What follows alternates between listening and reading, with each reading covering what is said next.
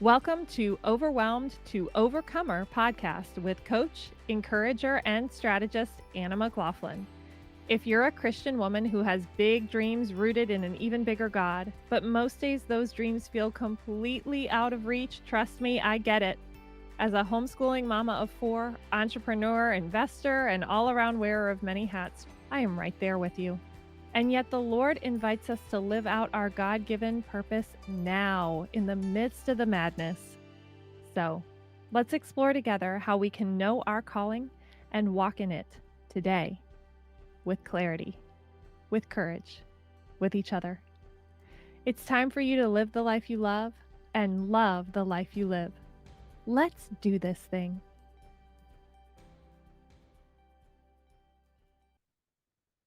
Hello and welcome to this next episode of Overwhelmed to Overcomer. We're going to have some fun today and delve into a little bit of a different topic with Katie Fiola Jones. Katie, welcome. I am so glad to have you here.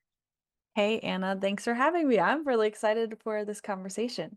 Yes. Okay. So we're talking, and listen, one of the main focuses of this podcast is stewardship. How do we live our lives well?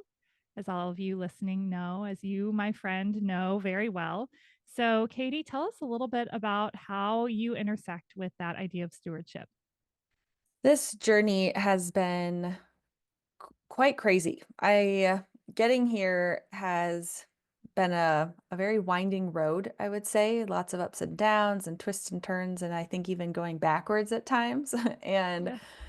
We, my financial journey really started back in college, and I was working for a property management firm at the time, and I saw what other real estate investors were doing by buying houses or renting out their former primary homes and making a living from that. And I found it really fascinating. And so in college and right afterwards, I kind of learned a lot about real estate investing because I was pretty determined to become a real estate investor myself one day.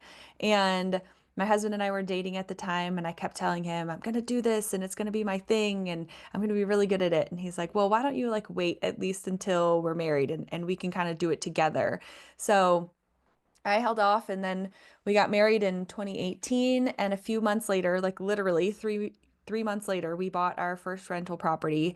And I was like, we're going to do this journey. And I got really into personal finance at this time because in order to invest in anything, really, you have to kind of understand finances and budgeting and taking care of your money and just stewarding it well in order to have the money to invest appropriately. And so I kind of just dove into that world and learned all that I could about money management. And along the line, I kind of was just like learning from the conventional worldly wisdom advice for money management. And along the way, I kind of lost sight of Jesus. Now, I've always been a Christian, very strong in my faith, and went to a Christian college and everything, and really believed like I'm doing this for the glory of God. But I really got hung up on doing a lot of this for myself and for my own goals, and like saying that I'm doing this with all like Colossians 3:23 says, like, work at it with all of your heart as if working for the Lord and not for man. And so I kind of believed that, but I really put my goals above God. And so I recognized this years later. So I started a blog along the way to kind of talk about real estate investing and finances and all the things like how we're saving money, how we're paying off our debt.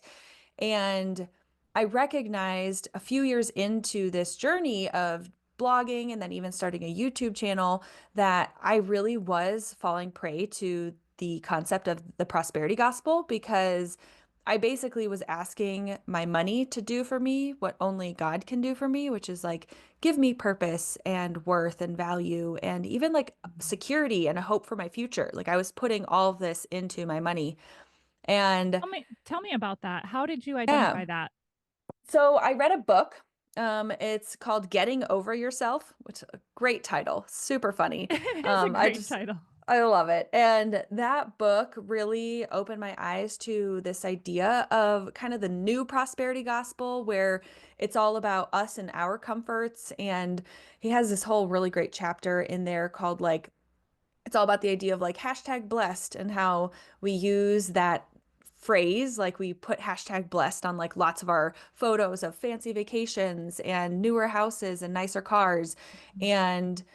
And he kind of like goes into these questions of like, well, is this really what it means to be blessed? And he's not saying yes or no necessarily, but he's just like asking those questions of where is our heart really at in this journey of pursuing our careers in like and gaining the finances from our careers and really like how are we setting goals, and are our goals actually aligned with spiritual development and what God would consider true blessing?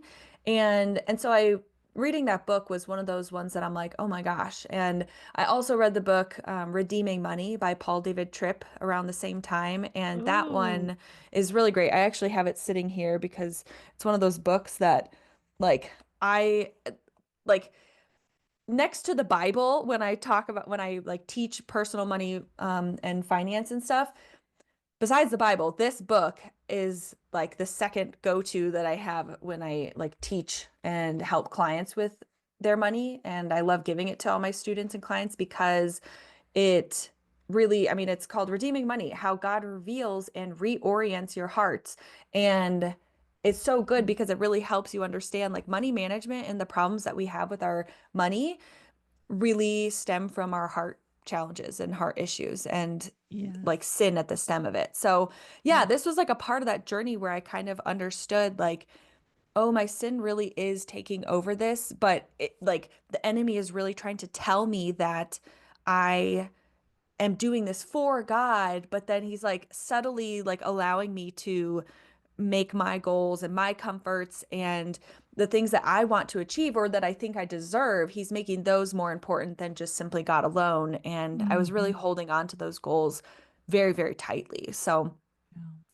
yeah, it was very challenging to learn that and to kind of have my eyes open to it, especially as someone who was creating content around like money management and especially from a faith-based perspective. I was always kind of saying like we should be excellent at this for the glory of God. And there is truth to that. That's not wrong. But I myself and so many individuals that I talk to who are on this journey as well, like we have recognized that even though it is good to manage our money with excellence for the glory of God and like and praising him and honoring him, it should never be more important than pursuing God himself. And so, it brought me to this point with coaching and how I help people with their finances to help them understand that, yes, I want to help you pay off debt. I want to help you save more money. I want to help you send your kids to college debt free if that's a goal of yours. Like I want to help you do these things, but we also have to hold these goals really lightly because even if God is calling you and like, we know as Christians that it is important to pay off debt and to become free of it so we can free our money up to be more generous and do all these things with. There are still times that in the midst of paying off your debt that he might call you to give more generously that month. And Yes. so it might be like putting aside that goal of paying off debt to put that extra money. Like if you're paying, don't stop paying off your debt completely, but if you're paying extra towards your debt in this journey, then like take a month off if God is calling you to do that, Yeah. to give to the family next door who just lost their job and they need groceries and you Hmm. want to help them out. Like if God is calling you to that, we need to be able to set aside our own goals, like our own financial goals and desires in order to pursue him. And so it's like this balancing act of like, yes, God is calling you to pay off debt and to do these things, but it's never more important. Like those financial goals are never going to be more important than whatever God is calling you to in the moment. And so, That's right. yeah. I think this is such an important place to pause and draw a line just to point Hmm. out. I think this is so common, and I had a podcast conversation, and it's become something that's kind of come up again and again in these conversations that we have on overwhelmed to overcomer. This idea of when the teacher becomes the student, that we Hmm. need to, like, we are called to learn the thing that we're called to give.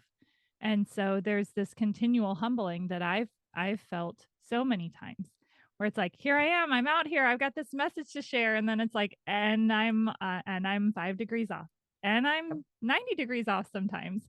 And it is so, It's so humbling, but I think it's kind of the point is that he says, "Okay, I want you to step out just as you are." And you Yeah. it sounds like you were pretty young, like early 20s when you were starting all this. Is that right, Katie?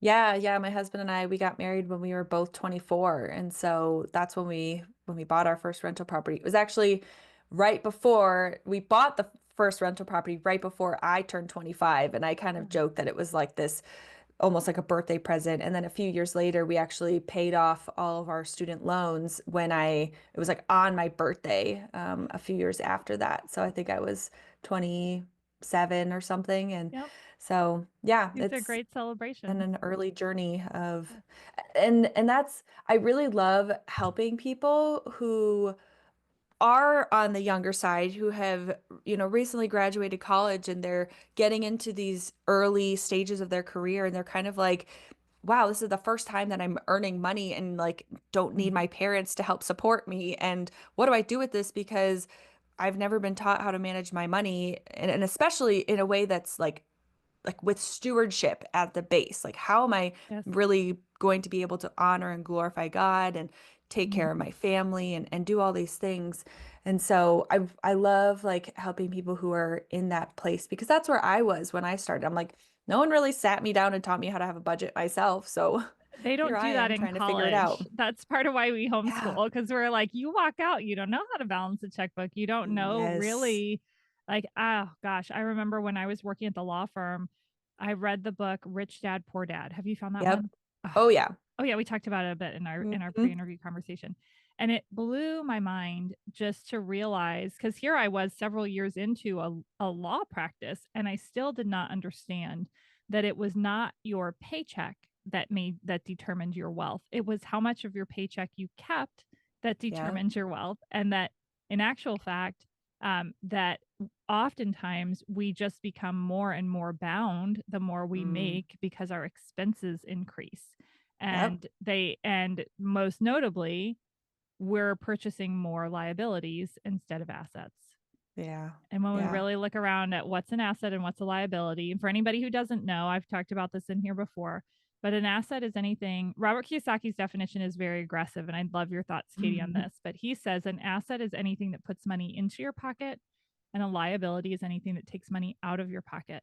And so even our sweet little homes that we live in are Hmm. technically liabilities because as anyone who well, I'm a bit more of a dinosaur, Katie. So like as having lived through the 2008 real estate Hmm. bubble bursting, I was just a new lawyer at the time. We know that just because we have a house doesn't necessarily mean that we have profit in that house. Nope. It's not until it's sold do we actually Yeah. realize gains or losses. And so Kiyosaki says he's very this is very conservative, and we're not quite this conservative in our family, but he says dividend paying stocks, so preferred stocks that pay a dividend, are assets because whether they go up or down, again, you Hmm. haven't realized the gain or the loss. So whether they go up or down, you're making money. And then real estate investing that is a rental that puts money Hmm. in your pocket at the end of the month.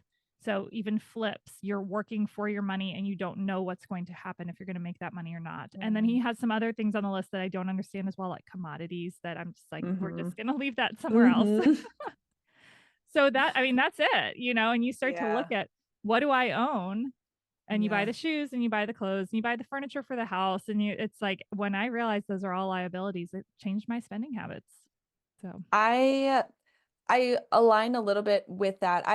My journey was again, I started learning everything I could about personal finance. And of course, when you go online and look up like, well, how to budget and how to manage your money, and a lot of those books like Rich Dad Poor Dad come up. And so that's where I started a lot of my own personal finance journey. And even Dave Ramsey has like a similar view with assets and debts and liabilities and things because yeah, like your car, even if you bought it for, we'll just, say like 30 grand, the moment that you drive it off the lot, it's lost like a third of its value or something. And again, like when you sell it, it's probably going to be a lot less than you actually anticipate it being. Same thing with like furniture. A lot of people are like, "Oh, I'm going to put the value of my furniture into my assets." And I'm like, like my experience, I actually love Facebook Marketplace. This is such a random tangent, but I That's good. love Facebook Marketplace. And there's some things that I look at my house, I'm like, oh, I could totally get $100 for it. But then you post it and it's like crickets. Nobody wants to Yeah. pay $100 for what they see as just your, secondhand stuff. And so you're like, okay, well, let's try 75, let's try 50. And then finally you get someone that's like $40 and you're like, oh my gosh, that's like 40% of like, of what I actually thought the value of it would be Yeah. at this Hmm. point. And so, yeah, yes, you have everything has a value to it, but I actually, when I'm working with clients, I usually do not recommend putting things like your car or your personal home or your furniture or even your jewelry, like things like that, that people are like, these are assets. I usually don't recommend putting those into like a net worth statement or anything. We call it the stewardship report with what we do at Redeeming Your Finances, which is my online financial school for believers. So in your stewardship report, I don't usually recommend putting those because yes, you manage them and that has some value, but you can't get that money out very quickly. If there Hmm. were some kind of an emergency, it takes time Yes. and it might be a lot less than you recognized it Hmm. being. And so I I usually put those aside and I'm like, if you want to do a different, like, keep track of those, then put that on another spreadsheet. But let's be Yeah. realistic with like the actual liquid cash that you have that you could easily get out if you were to lose your job today and you need cash and you have to have that actually set aside somewhere to be able Yeah. to use. So, yeah, I Sure. lean that way too a bit. Yeah. Yeah, and I will say the way that I differ from I mean, I agree with Kiyosaki in his point of like you don't have the value out until you have the value out, but we still invest in stocks and so Yes. that's Yeah. and not just the dividend ones because they're, my husband has an eye on the market and he has some opinions about like I think this is going Hmm. up and I think this is, valuable. And then if he were to ever not be doing that anymore, I'm just getting index funds and calling it a Hmm. day. Because I don't know what I'm doing with all of that. Okay, Yep. so we buried the lead a little bit because we just jumped right into stewardship. Tell us what you do for work. Like what brings you on here? What is it that you are passionate about? I know you mentioned you have an online school and now everybody's ears are perked up and they're like, wait a second, what? Because we want to learn how to do all of this. So talk to us about Yeah. that and talk to us about crunchy stewardship too. Yeah. So I kind of mentioned I started a blog originally. It was called Agape Investing, and it's still out there and still running and everything.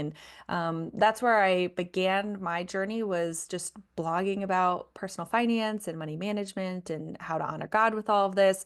And along the lines, I had people asking me if I would help them personally with setting up budgets and figuring out how to get their finances in order so that they could go and start a ministry or invest or start a business themselves or send their kids to college. And so I had never coached before in my life. And I was like, well, I could figure it out because I love like helping my friends and family too with Yeah. kind of this stuff. And so in 2020 was when I officially had like my first paying clients and everything. And it eventually turned into building like an online program and now has turned into Redeeming Your Finances, which is my online school. So if anyone like Googles it, they can find that.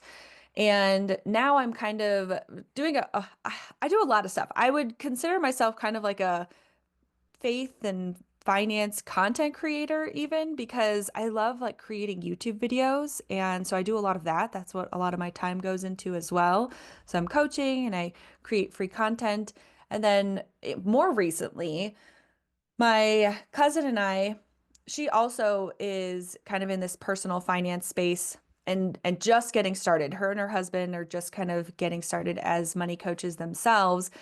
And we were talking about 6 months ago about how we're kind of on this journey to become more healthy in general. We're learning all this stuff about health and wellness and all this stuff, but we're so conscious about sometimes when you're going down this journey of like wanting to be healthier, you're like, wow, it can be slightly expensive.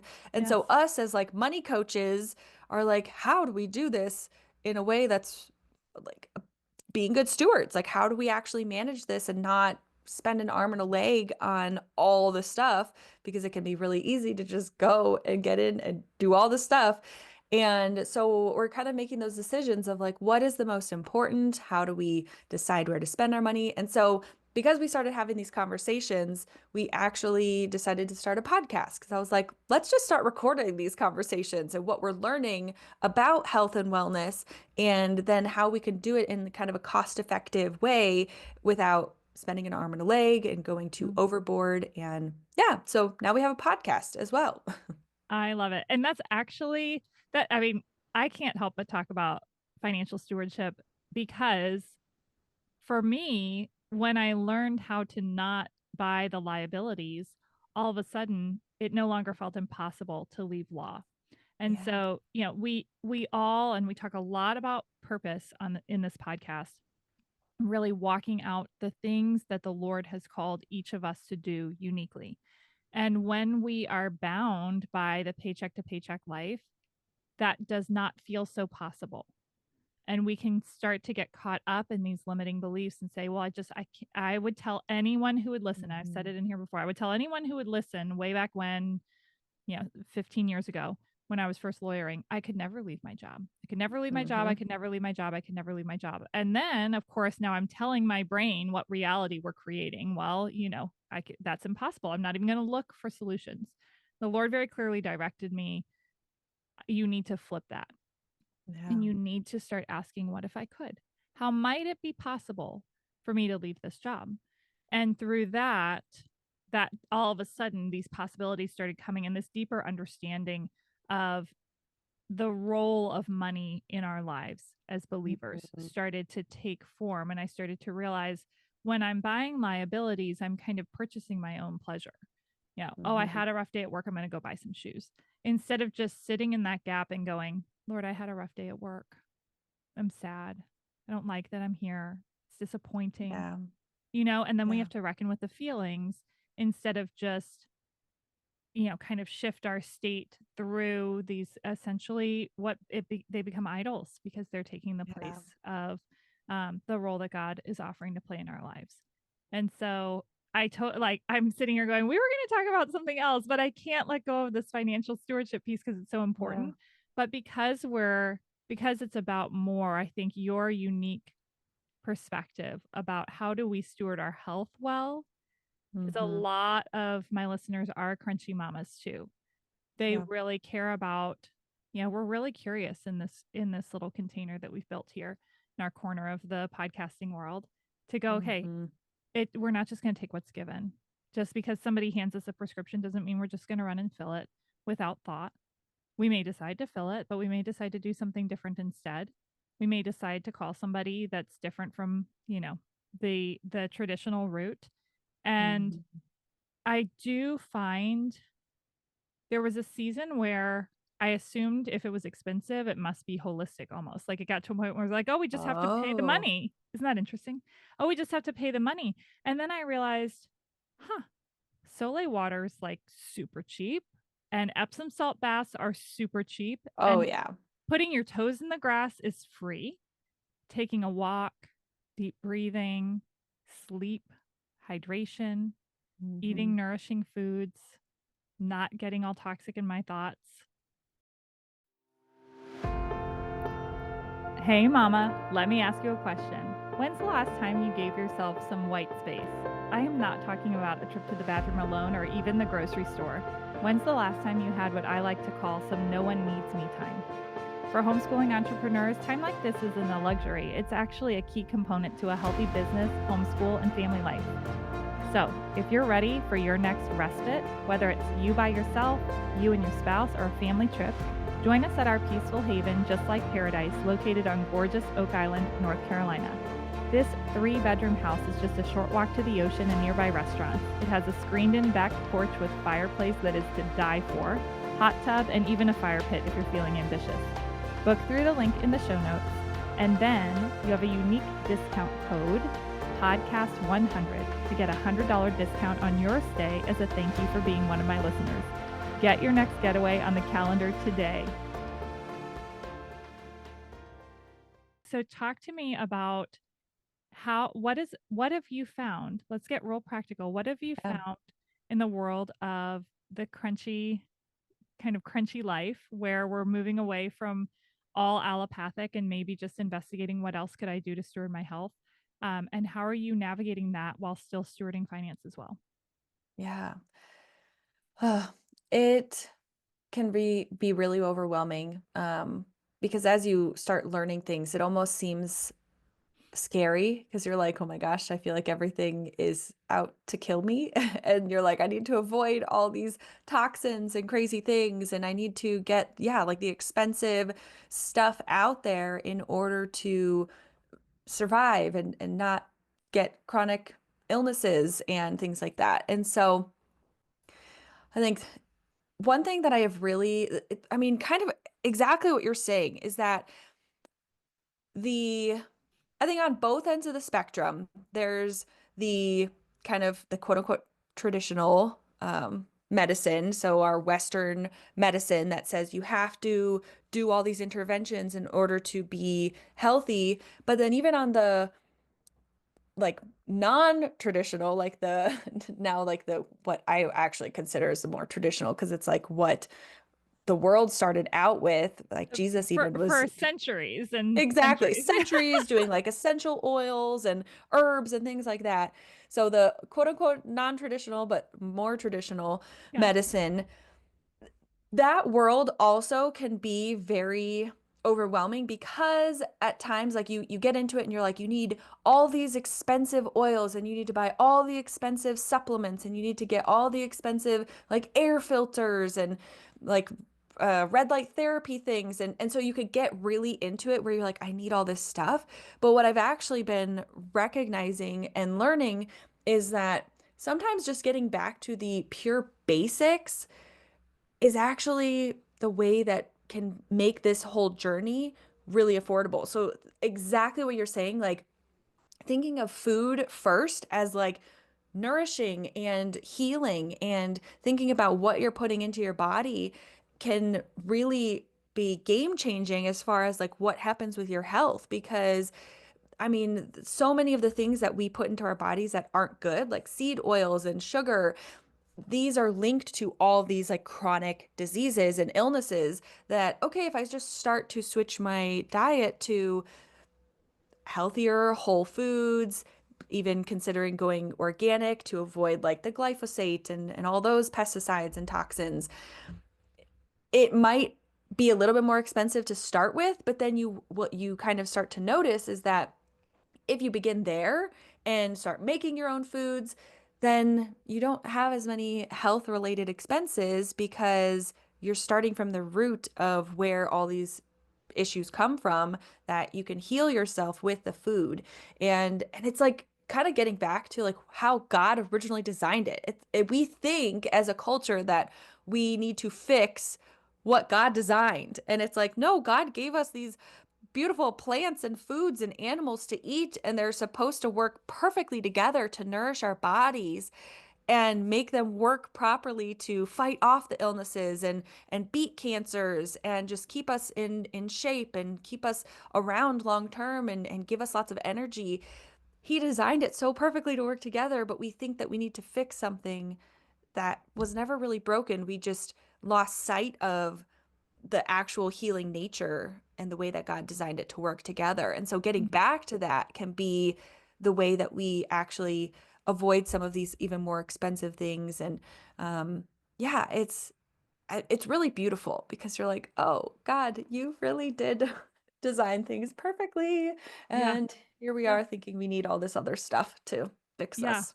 including the holistic stuff, which is so Hmm. interesting. And that was a Hmm. huge shift for me I've learned there are much far more shades of gray than of course I would prefer because Yeah. I like the black and white of, oh, I'll never Mhm. use this or I'll always use that. And there is a place for allopathic medicine, there's a place for Western medicine. Um, but one of the perspective shifts that I think is really profound that the holistic community has embraced is this shift from my body is innately broken and needs repair to Mhm. my body is innately reflective of God's perfect design and Yeah. actually is meant to function well. Now we're limited. We live in a fallen world. It's not perfect because of that. There is Mm. disease, there is death, and there are, despite our best efforts, we will always have these challenges on this side of heaven. And everybody's challenges, I call them weak ankles. Everybody's weak ankles will look a little bit different. And so, there are some folks that have challenges in the area of joints and some that have challenges like for me, one of the ways that health challenges showed up in my life was my own mental health. My mental stability would be really challenged. And my energy when I would eat stuff that wasn't good for me or when I was in a chronic state of stress and all of that. And so it played out differently. I was always slender, but I was not well, in my what's the there's a Yeah. great I was like, where did this phrase come from? There's this phrase in my upper story that's from Anne of Green Gables. We just finished reading it. It's like what Yes. Paul Irving is like, Anne, why am I wrong in my upper story? So I was wrong in my upper story. I love that. Isn't that cute? So sorry, my people are used to all my tangents, but we all have these little weak ankles. And yet when I decided the Lord knew what he was doing, gave me a Mhm. liver, gave all of us a liver, gave us a detoxification process. And sometimes when it's not working, it's something so simple like water, Mhm. you know, Mhm. because one of our primary detox pathways is our lymphatic system. And when we're not hydrated, it's like sludge and it's not moving through. Or when we're not moving and our muscles contracting and all of that, or we're, jumping around, dancing, whatever it might be, the lymph flow gets stagnant. And then we're not taking out the trash, so to speak, from our Mhm. from our cells. Literally, like that's the cellular detoxification process. And so what a simple change. Just drink water, right? I think it really is so beautiful that it doesn't have to be so outrageously expensive and we don't have to always there's definitely a time and a place to dive in and figure out like what potential intervention, whether like what either end of the spectrum that we need in this situation. But I really believe that if we start with some of those basic things, it really can help transform our health. And like you said, stress is a big one. I feel like a lot of times I don't claim to be an expert in any of this like health and wellness stuff, but I am a like expert learner. Like I Yes. love listening to podcasts and reading books. I mean, I usually have like multiple books going at a single time. And one of the things that many of these other actual experts are saying is that stress is really linked to so many of our chronic illnesses. And a lot of times just eliminating the stress and that could mean, yeah, changing jobs. Like in your situation, it could be like getting out of the like hustle and bustle of your career and taking a step back to something that maybe doesn't pay as less, but it or pay as much, it pays less. And at the same time, though, allows you to breathe a bit Yes. and lets your body actually get out of that fight and flight mode to like restore itself and for Yes. your cells to actually heal. And it's so beautiful. Again, like God designed rest. And I think sometimes when we look at the Bible and a lot of what God asks us to do, it's it's for our health as well, like in a physical sense, but also a spiritual and mental sense. And he wants us to be whole and he kind of gives us the instructions and a lot of times we think like, oh, this whole idea of Sabbath is just a spiritual thing, but I think it also can be like a physical health, like restoration set for your body to get out of the stress and cycle of the work week and just allow yourself to be in the Holy Spirit, like be with the Holy Spirit and get that nourishing restoration from Him. And it's really, I don't know, it really is just so beautiful. And I love that. It is. It is. And one thing I found so profound, and this actually brings us back to what you were talking about with your arc of kind of realizing, oh, I was kind of chasing the Mm, money a little bit, like that I was chasing the end instead of the source, instead of the Father. mm, And we can get that way with our health too, where we're constantly mhm. seeing a problem to solve, a problem to solve. I got in Yeah. this pattern with my children where I was like, up, attention issues, focus issues, behavior issues. What can we do? What can we do? And the Lord really stopped me Mm. after running out the leash a little bit and letting me come to the end of myself, where he's like, you're trying to fix instead of to be. And I had the same in a wellness journey of my own. It was just a little thing, Yeah. but one time in a period of great stress, I broke out in hives. I was itchy.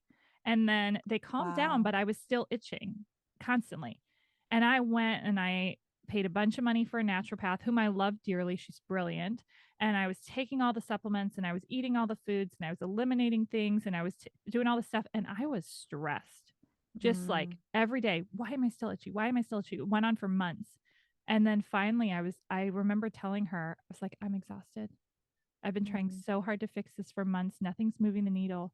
And I really felt like the Lord said, you just need to accept yourself itchy. Like you just Mhm. need to itch and Yep. just let it be okay. Stop striving. I started taking naps. I started taking Mm. Epsom salt baths. I started just going outside, walking, just following intuition, which I think for believers really is the Holy Spirit leading, and Mhm. just chilled out. All the energy that I'd been putting into trying to fix the problem went towards just being in my life.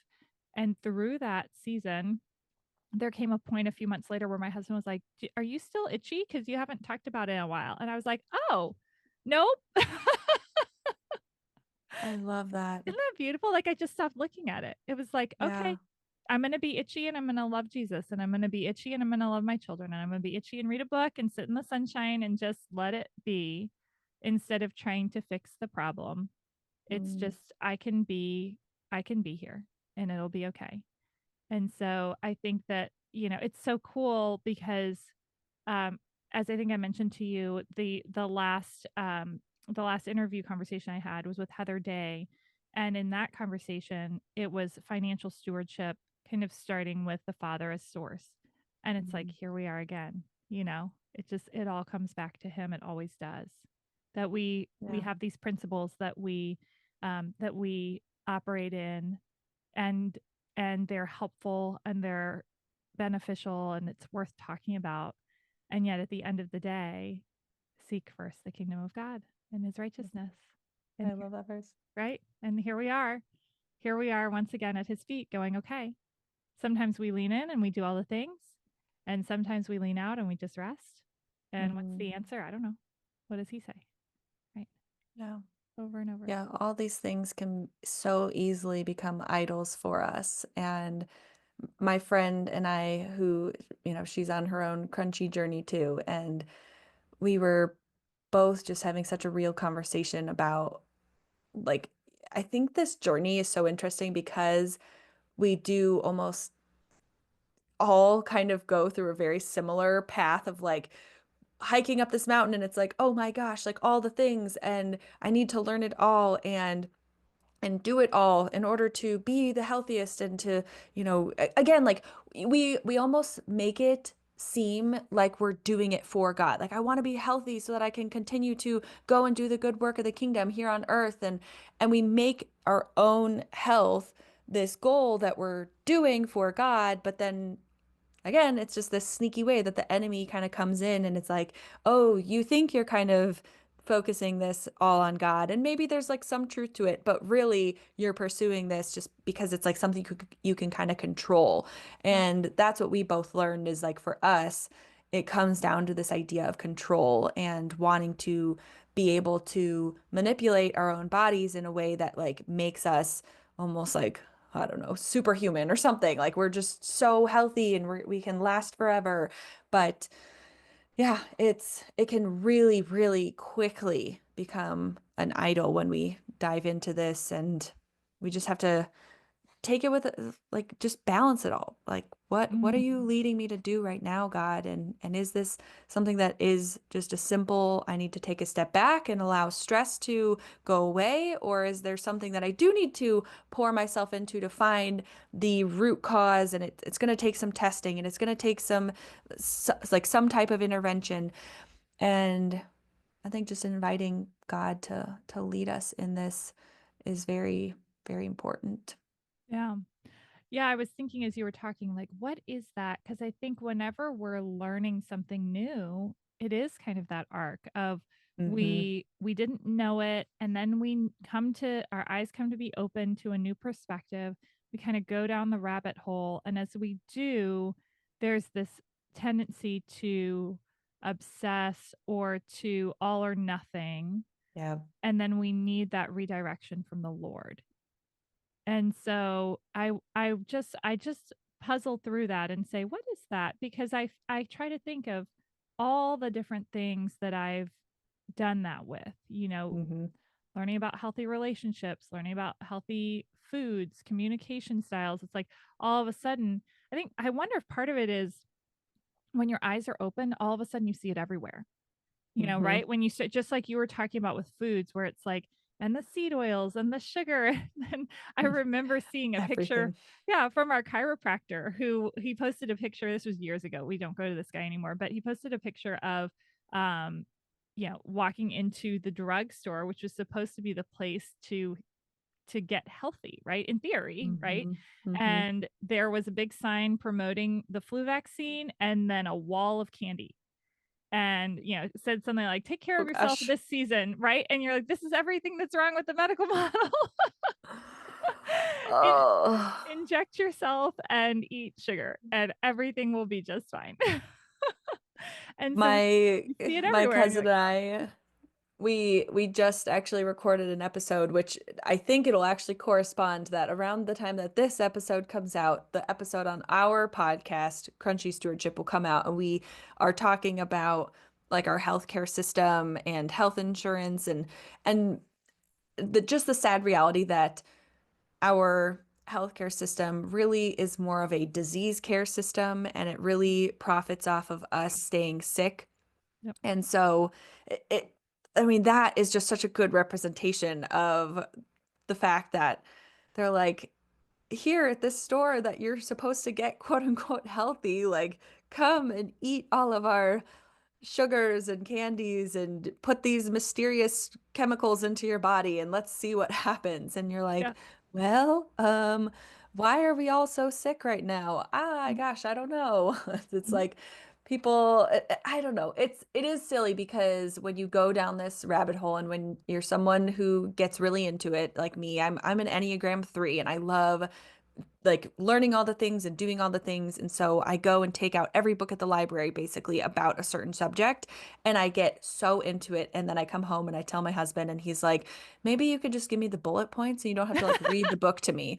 And I'm like, but this is so crazy. Like, and then you see it everywhere. And you're like, you can just see how the system is kind of rigged to basically keep us sick. And we have to break out of this model to thinking that like our health insurance is supposed to like save us in all of our situations, and that we shouldn't ever have to pay any money into our own health care, because if you rely only on health insurance, you get stuck in this idea of like it's not necessarily an investment. Like I want to help people get out of that, to like save the money to be able to invest in like a chiropractor or a naturopath doctor or maybe an acupuncturist. A lot of these things that typically aren't covered by traditional health insurance. It's like we need to break out of that model of like health insurance is supposed to pay for all of our things and start to reprioritize our own budgets and finances to think about these things and take care of our families well. But again, like that balance of like generosity and kingdom impacting activities. So it's a really interesting dance that you have to play of which things are most important in this season, and how do I kind of rewire my brain to think differently. And it goes with all the things. Like if you take generosity as an example, a lot of people think like, well, if I give a bunch of money away, then I won't have money to pay for my groceries. But it's this new rewiring of our brain that we have to think, well, if God is calling me to give in this moment, there's a reason that he's doing it, and he's going to continue to take care of me even if I give and it doesn't look like it's going to make sense on my budget. And so we have to trust him and kind of take that leap of faith to be like, okay, I'm going to give to my neighbors for that grocery bill so that they can actually buy groceries this month, and maybe that means I have to say no to other things, and or maybe it means that I'm going to be really tight on my own grocery budget. And we just have to trust that there's a purpose for it and God is going to be glorified and he's going to take care of us in the midst of it. So it's like all this like rewiring that we have to do because conventional wisdom does not teach us to think like this. It teaches us to think only about ourselves and like trusting the experts that they know what to do, and so we have to almost like step aside and get back to again like how God like really designed us to be thinking and viewing our finances and our health and all the stuff. So, Yeah, all the stuff. That's exactly right. And I think that's um I think that's the heart of all of this is it comes down to will I go where he leads me? mm, And then tomorrow will I do it again? And I think too, our temptation is going to continually be to get in a destination mindset. I learned a new yep, thing. I need to get it. I'm going to get health and I'm going to get, I'm going to get yeah, good relationships and I'm going to get the money thing. I'm going to pin it down. And it's like it's a lifetime of continual revelation from the Lord where we see a little more, we understand a little deeper, and then our job is to not then chase down the next thing, but to again set our gaze on him as the one that provided that insight to begin with and said, here's a new thing I want you to lean into. And I mean, I've found now that I'm in my, you know, kind of just at the beginning of my third decade of adulthood, there's this sense of the more I live, the less clear it all is.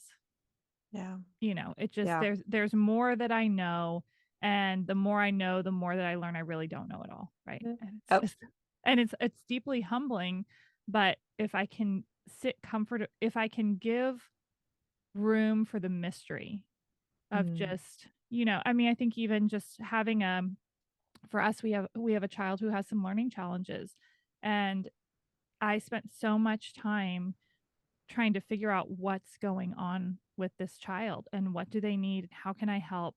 And there is this trap in a lot of the world, and I think the holistic world kind of falls prey to this too, of the silver bullet. Oh, well, mhm, I cut out gluten and within a week I had my child back. Well, yeah, I never vaccinated my child. And so that was what mhm, kept us from having problems. Well, I started sending my kid out to play in the dirt and all of a sudden everything was fixed. And I will say that I did all of those things and 10,000 yeah, others, and we are still figuring it out. yeah, And I think it's important. And I really fought against that. Like, Lord, just chasing another mhm, silver bullet. And we spent, I mean, I will be a little bit honest right now. We probably have spent really close to 50 to $75,000 trying to solve yeah, the thing over the mhm, years. As I say that, I'm like, is that right? I think that's right. And so yeah, staggering amounts of money, many silver bullets have come and gone without the answer. And the Lord said to me, it was a couple of years ago, and my kid is not the youngest, right? This is not like, I mean, she's not little anymore. So it was a long time of me chasing down these things because I was like, surely there's an answer. And everybody tells you there's an answer. And they line their pockets while you're looking for the answer. And, not meaning well, they believe in what they're offering. But the truth of the matter is the things started to get better when I accepted where we were. mm, And I was like, there's a reason for this. And if I was supposed to yeah, find the answer by now, I would have. And it just must not be time yet. So there, we do the next thing, we follow the Lord's leading, and then we have to surrender the result. And that's what I think mhm, is so stinking hard about this is that there's this point of just open hands going, I'm gonna do it. I'm gonna do the next thing. I'm gonna read the books. I'm gonna dive in deeply. I'm gonna be curious and open. I'm gonna do my best to steward well. Katie, I love everything that you're saying about stewardship. mhm, And I'm going to be willing to lay down on the altar my desires for my family when it comes to health. And I'm going to mhm, recognize that I could do everything right and someone still stays stuck or gets sick. And that's okay too, because he's in yeah, that one as well. yeah. That's so beautiful. Mm. With budgeting, I find that a lot of people do want kind of that silver bullet, and they do want me to come in and give them the perfect system that is going to solve everything for them and their financial challenges. And it takes time. It's not even something that can happen quickly. It's like, okay, I know that this system works and it helps so many people, but it's also not something that happens quickly. And so we also need to kind of like stay committed and be in it for the long haul to try something that has worked for lots of people, but it's not something that happens overnight. And oftentimes it doesn't even happen within the first few months. And potentially, depending on the situation and stubbornness of getting into the real concept of budgeting and stewardship, it might not happen even within that first year, but commitment to building this system and one that's very reflective of asking the Holy Spirit where to spend your money and be willing to adjust month over month to find out what is that perfect balance for you in the way that you spend your money. It takes time and commitment to figure that out. And sometimes, yeah, people come in and I have a client that I'm working with right now. She's so sweet and is really working hard. And we've been working for 3 months. And she's like, I just don't feel like I'm making progress. And on my end, I'm seeing like she's actually having like a mindset shift herself. Like she's going from this mindset of kind of scarcity to one of abundance. And Mm. but that takes time to actually be reflected in her budget and the way that she's managing and using and viewing her money. And so it's not something that like it's going to happen and you're going to get it and be able to manage your money super perfectly. For us, like for my husband and I, it's taken years of committed stewardship to be like we're going to continue to adjust, and there are going to be months that we're just going to kind of mess up and we're going to overspend and we're going to spend on things that are more focused on ourselves versus something that God might have been trying to call us to, and we're going to forget about generosity, or we're going to spend on something that was just so pointless. And we have to allow ourselves to accept God's grace in the midst of those moments too, and just know that like stewardship in both our finances and our health and our families and our marriages and in everything that we do, it's a journey, and it's something that, sanctification doesn't happen overnight, and it's something that God is continuously working on in us. And so, yeah, it's really beautiful, but we have to stay committed to allowing the Holy Spirit to do that work in us. Yeah, well, and I think you said something so profound, and this is something that I talk about with my own coach quite a bit, which is that we really, at the end of the day, we think we're trying to fix some external problem that we need an external tool for. I need to learn Hmm. how to budget. And once I know how to budget, then I'm all good. But really, what it comes down to is the mindset, and that Yep. we can only steward the amount of resources that we have the faith and kind of belief that we're able to steward, and otherwise we squander it, because there's this like it's almost like this discomfort where we can reach a level of, wow, we've never had this much in the bank, and what do? We go out to dinner to celebrate. Hmm. And there it drains down again, right? And Yeah. so that's why we see people, no matter how many raises they get, at just about the same level of savings, right? Or the people who get the big windfalls, like the game show winners or the lottery winners, where they're right back Yes. down again. The pro athletes right back down again, filing for Yep. bankruptcy. Why? Because we don't have the level of faith to steward above a certain spot. And so Yeah. we'll kind of get back to that state of comfort of like, okay, I can live here, even if that comfort, quote unquote comfort, is actually quite uncomfortable. It's like Hmm. this is where our beliefs align. This is the view of the world and the view of the Lord that I have. It's always a struggle. Yep. There's never enough. And it's been interesting to live in a season for myself. When I started working with my coach, I was in a lot of stress, a lot of scarcity, and had been there for years of like, the business is just about to grow. It's just around the corner. We just got to get it. And Hmm. so what would I do? I'd go get another resource, buy another book, buy another course, bringing that profit margin down again, Hmm. chasing the answer. And it was actually, interestingly enough, in this space of relative quiet, I've laid down a lot of the aspects of my business and said, I'm really going to focus on saving it was such a funny moment. My coach had said this to me a year or so ago when I first started working with him. He said, "Did you know if you spend less money, you don't have to make as much money?" And I was like, "Duh," but still kind of like I didn't actually act on it. And then I hit a point of burnout with some of my work and kind of a reset several months ago, and realized, oh my gosh, if I don't spend as much money, I don't have to make as much money. Like, wow. I know, and it's like the concept was, of course, almost elementary, right? But then the actual realization of what if I focus on home?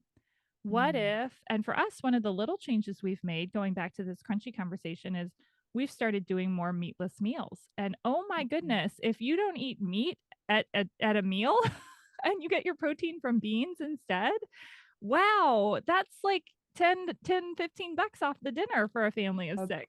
Easy. And that adds up over the course of a week. Well, now we're saving almost $100 on our grocery budget. So it just, I mean, these little tiny things where all of a sudden, lo and behold, as life got quieter and we focused on home more and we took away all the extra, we were doing a lot of like little online Mm, classes for the kids, and I was doing business development work and I was buying books to read. And it's like, let's go to the library and yep. let's just be home and I'll cook at home. All of a sudden, my husband said, "Oh, it's so cool. Like the bank account kind of just stays at about the same level day to day." Well, it takes a level of like intentionality, and that's one thing that I've found on this journey is it's much more affordable. Like, okay, if you want to switch to organic foods, for example, and you've been doing the traditional, like non-organic foods, like conventionally raised stuff, then yes, there might be a little bump in your groceries. But if you're also the kind of person who has been either buying like the pre-made stuff. So spaghetti sauce is a great example. And you switch from regular spaghetti sauce to the organic stuff, that is so expensive. But if you switch from the, pre-made spaghetti sauce, that's the conventional stuff, but then switch to organic groceries to then make it, it actually tends to like even out because you're getting the actual ingredients, the whole foods to make that processed food basically. And that's what we have been finding is like, okay, instead of buying the organic hummus, which is so expensive, we buy the garbanzo beans and we make it. And it is the easiest thing because you just throw everything in a blender and you're like, boom, hummus. And it's nice and doesn't have the seed oils and it's organic and it's wonderful. And yeah, it's like we even get more out of it than the small packaged organic stuff. And so it's just it takes a level of intentionality to go out of your way to go to the library or go and buy, find something used. Again, I love Facebook Marketplace, so I get lots of stuff used and I have to be intentional to like be patient and wait for the things that I want versus like going and just buying them on Amazon full price. And so it's just, again, it's about balance and figuring out what's going to be right for your situation. Because there's definitely seasons where, okay, kids are all over the place doing all the things and all the activities, and you cannot make dinner, and you do have to buy the pre-made stuff. And so you have to make those choices in the moment. Are you going to buy the more expensive, organic kind of stuff that are pre-made, or are you going to buy the conventional stuff? And just being okay with it sometimes and letting go. Again, letting go of that idol of like it needs to be non-organic or it needs to be organic and no seed oils and no sugar and no what do they just food dyes and all this stuff. Like, Yes. oh my gosh, Yes. like all the things. And yeah, we've had funny conversations about that of like being guests in other people's house when you go to your friend's house and they are not on the same journey as you are, and you have to be okay sometimes letting go of your own desires to eat a certain way and be Yeah, okay with it and that's right. just see it as a blessing. That's right. Yes, I think that's exactly right. I love what you said, and I think this is the whole conversation, right? This is everything we've been talking about, is that intentional living. Like, we are called to be intentional with our lives, and that means sometimes we pick something up, sometimes we lay it down. Sometimes we recognize that it's a higher form of love to show up and be a gracious guest at someone's home Yes. than to make a big fuss about, whatever may or may not be in alignment with our particular preferences and current objectives. And so I think what you're saying is so beautiful, Katie, of just we just need to be on the path, asking these Mhm. questions, leaning into the Lord and saying, okay, what does excellence look like here? What does truly honoring Him with our lives look like here? I love that. Yeah. So we're all about encouragement here. So, Katie, any final word of encouragement for my people around this conversation of stewardship, health, money, all of it? I think just to bounce off of what you were saying of just being on that path, being on the journey to discovering what the next right thing is for you is a great place to start because we can get so wrapped up in wanting to do all of it all at once, but focus on the thing that you can do right now, like today. And one simple thing is to grab something like, I have tons of free resources on my website, like a free kingdom focused budgeting planner. And it's just like one simple way that you can take that step to say, okay, I do want to dedicate my finances to glorifying God. And so you can go ahead and download that free PDF to just start that journey. And it's like, what is that simple next step that you can take? Like, what is something that you can actually do? Not all the things, don't do all of them, but just one small step in your health journey or your finance journey or with your family, whatever that looks like, whatever you're working on, like just ask yourself what that next right thing is and just trusting that God is going to magnify that first small step. So, yeah. I love that. I love that. So everybody's going to want to be able to connect with you. So how can they do so? Yeah. So redeemingyourfinances.com is my online school. You can go check that out. But my cousin and I have conversations just like this on our podcast called Crunchy Stewardship. And we'd love for you to join us. It's brand new. So we are just getting the ball rolling there and sharing a lot about like what we're learning, but then how we can most effectively do this journey, like go on this journey in a way that isn't breaking the bank. And so, yeah, we have lots of different conversations about like food and healthcare and water, even like what's in our water systems. And so, yeah, just being good stewards with this whole journey. So if you're interested in more conversations like this, you can come check us out there. We'd love to have you around. Yay. Oh, please do, friend. Please go and listen to Katie's podcast. Leave a review on Apple Podcasts or Spotify. Leave comments on YouTube. Follow, do all of Mhm. those things. That's a great way to bless and encourage someone who's just blessed and encouraged us. So, Katie, thank you so much for being here. Yeah. Thanks so much for having me. This is so fun. I love having conversations like this, and it's such a pleasure to get to be here with you and talk more about it. You too. You too. And to you, friend, as Katie said, what's the next step today? What's one thing you can do to be intentional with your sweet life? Just one, not 100, not 1,000, not all of them, just one thing. Go and do that faithfully before the Lord. Mm. And until next time, remember, you've got this because He's got you. Friend, thank you so much for listening to this most recent episode of Overwhelmed to Overcomer. So listen, the whole idea behind this mission is that when we endeavor to be brave with our lives, we need to do it together. Belonging is key. So if you resonated with the message from this episode, share it with a friend. Do it together. Thank you again, and never forget, you've got this because He's got you.